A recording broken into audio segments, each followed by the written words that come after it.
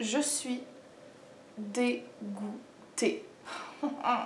Pire que ça. J'ai un somme, mais supérieur. En fait, ce qui s'est passé, c'est que j'ai commencé à faire mes petites recherches sur internet pour avoir une sorte de contexte d'œuvre et en savoir un petit peu plus sur l'auteur du livre que je vais lire aujourd'hui.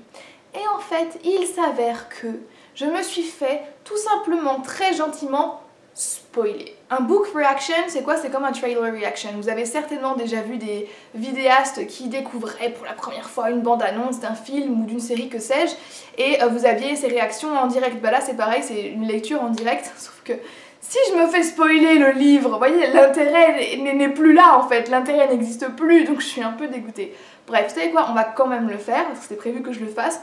Donc on va le faire, et donc le livre que je vais lire devant vos yeux ébahis, ou pas, il s'agit du Horla de Maupassant. J'ai jamais rien lu de Maupassant, et pourtant c'est un personnage qui m'intrigue beaucoup, surtout après avoir lu ce que j'ai lu de lui. Donc il s'agit d'un personnage qui, vers la fin de sa vie, a attrapé la syphilis, et cette maladie lui causait des sortes d'hallucinations. Et il était dans un délire total, ce qui forcément a déteint sur son œuvre littéraire. Donc j'ai vraiment hâte de lire tout ça. Je suis un peu surprise parce que je m'attendais à ce que le Horla ce soit tout ça, ce soit un seul livre, mais non, en fait le Horla c'est une petite nouvelle, et c'est pour ça que je cherchais sur internet, en fait c'était pour être sûre que j'allais m'arrêter au bon moment, parce qu'il y a d'autres nouvelles là-dedans. Et bon bah voilà, je me suis fait spoiler. Bref, ce qui est sûr, c'est que vous aurez quand même mon avis à chaud, à prendre toujours avec des pincettes parce que bah, justement c'est à chaud. Par contre je suis curieuse de savoir combien d'entre vous l'a déjà lu, et si vous l'avez lu, quelle a été votre première réaction quand vous avez fini la lecture du livre quoi. Donc n'hésitez pas à partager tout ça avec moi dans les commentaires, et si vous ne l'avez pas encore lu, surtout dites-moi si ce qui va se passer là tout de suite ça vous donne envie de le découvrir. Bon, vous savez quoi, de toute façon je vais commencer tout de suite sans plus de cérémonie, et puis bah, en espérant que ce sera pas trop long à filmer au montage parce que je suis une vraie tortue en matière de lecture. C'est parti.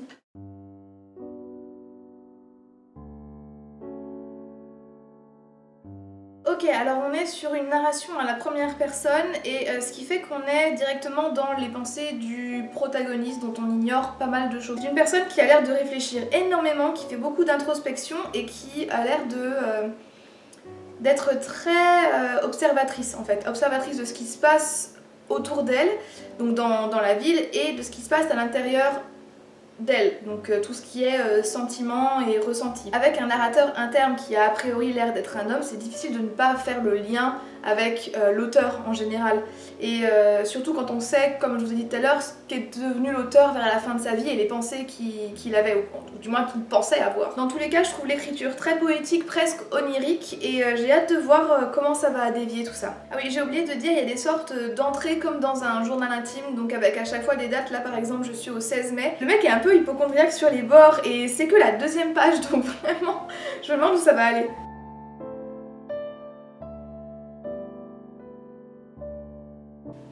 Alors, je suis désolée, je vais faire une petite pause parce que je dois tuer des mouches là.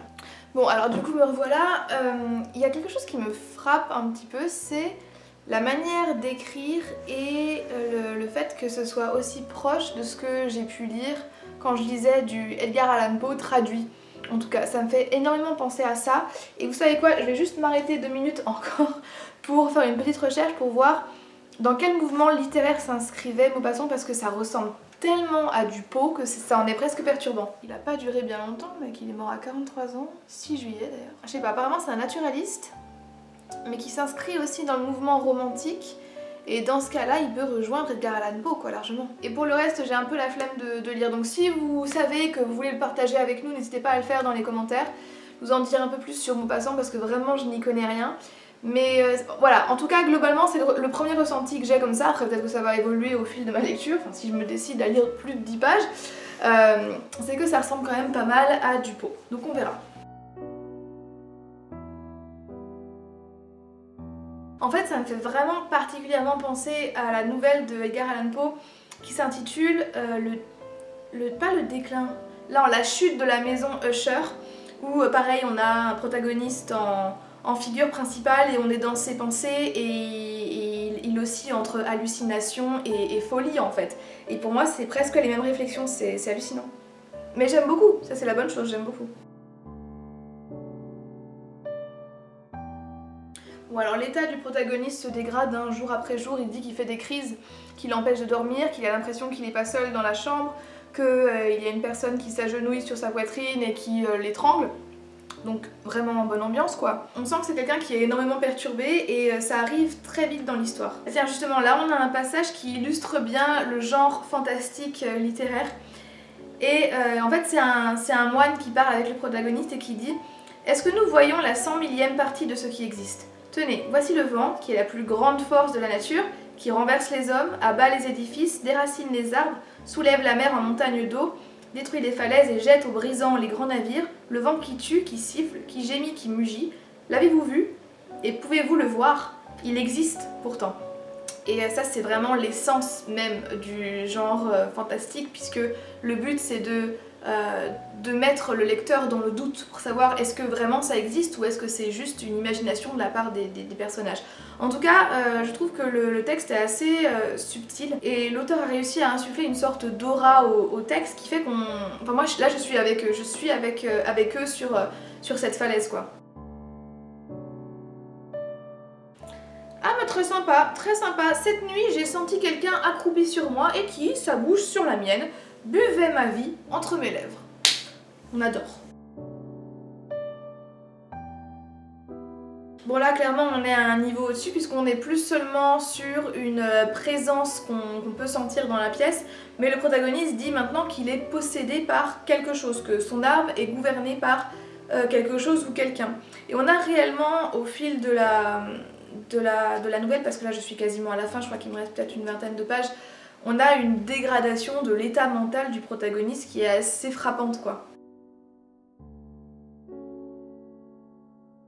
Bon bah là clairement j'arrive dans la dernière partie de la nouvelle, la vraiment toute dernière partie où il va y avoir toute la tension de la nouvelle récoltée en quelques pages, donc j'avoue que le rythme commence vraiment à s'accélérer. La narration à la première personne devient vraiment plus intense et on est dans les chaussures du protagoniste et on ressent presque ce qu'il ressent, donc c'est assez oppressant.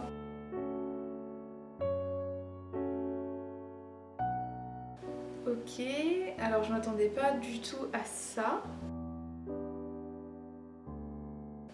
Pardon? Pardon? C'est une blague j'espère. Non.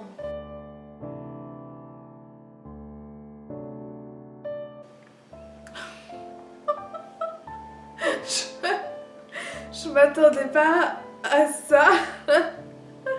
Attendez, je vais prendre 5 minutes pour processer tout ce que je viens de lire. Oh, je suis choquée. Je suis choquée. Franchement, je suis choquée mais en bien en fait. Vraiment. Alors en effet, je me suis fait spoiler. Donc n'allez pas sur Wikipédia et ne tapez pas le hors-là, voilà. Parce que clairement, ils vous disent un peu la fin. Mais il y a un truc de la fin auquel je m'attendais absolument pas. Et franchement, ça m'a choquée. C'est absolument horrible, mais ça va bien avec la nouvelle quoi. Franchement, vous savez quoi, j'ai bien aimé cette nouvelle et ça m'a donné envie d'en lire plus. Ça m'a énormément fait penser à Edgar Allan Poe et peut-être que vous le savez, mais je suis une fan d'Edgar Allan Poe, j'aime beaucoup son style. Et là, on est effectivement dans... j'ai pas envie de dire l'hystérie, mais dans la fièvre mentale quoi. Il voit des choses, on ne sait pas s'il les voit vraiment, il ressent des choses, on ne sait pas s'il les ressent. Et en fait à chaque fois l'auteur s'arrange pour mettre ça en perspective avec des choses très concrètes comme l'hypnose, puisque le personnage va assister à une séance d'hypnose où la personne qui est sujette à cette séance va devoir obéir mot pour mot à ce que la personne qui fait subir l'hypnose lui dit quoi. Franchement j'ai bien aimé aussi entre réalité, fiction, folie ou extra-lucidité presque. Et ouais écoutez, c'est un petit livre, ça se lit vite, il y a d'autres nouvelles que j'ai bien envie de découvrir quoi. En tout cas ça m'a vraiment donné un bon avant-goût de Maupassant. Je pense pas que tout ce qu'il ait écrit soit comme ça parce que voilà, ça va aussi avec le déclin de sa santé mentale. Mais en tout cas ça j'aime bien, c'est horrible de dire ça mais vraiment j'aime bien. Bon voilà, finalement ça n'a pas été un book reaction trop horrible. J'espère que ça vous aura plu. Dites-moi si vous voulez voir d'autres vidéos de ce genre sur ma chaîne et auquel cas j'en ferai plus et je me débrouillerai pour trouver des petits livres parce que je lis vraiment très lentement, j'aime bien apprécier mes lectures et si ça vous intéresse j'essaierai de trouver des livres, ou alors vous savez quoi, si vous voulez que je vous fasse un book reaction d'un livre en particulier, donnez-moi vos suggestions en commentaire. Voilà, sur ce, moi je vais aller me remettre de mes émotions de ce pas et je vous remercie pour avoir regardé cette vidéo jusqu'à la fin. En attendant une prochaine vidéo, je vous dis bye bye.